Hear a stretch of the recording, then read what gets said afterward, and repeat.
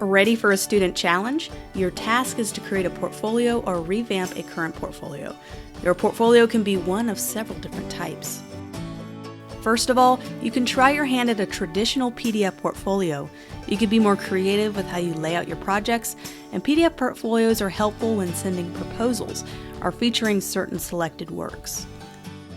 You can also create a website-based portfolio. I find the best web portfolios keep it simple and clean, featuring 6 or less total projects and a more detailed case study or 2 with it. Portfolio websites exude personality. Do not be afraid to show off your unique style.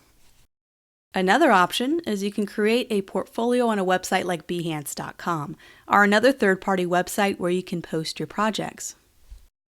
Lastly, we cannot forget Instagram. Do you feel like turning your Instagram account into a portfolio display? I'd love to review it. I will review each student's portfolio in a live video on August 29th at 12 p.m. Eastern Standard Time on my Facebook page. The video will be posted afterwards on both YouTube and Facebook for those who cannot catch it live or for those who do not have Facebook. I hope this will be a very engaging student review video, as I hope to give honest feedback that'll help others learn how to craft stellar portfolios and hopefully give you some insight to what clients are looking for.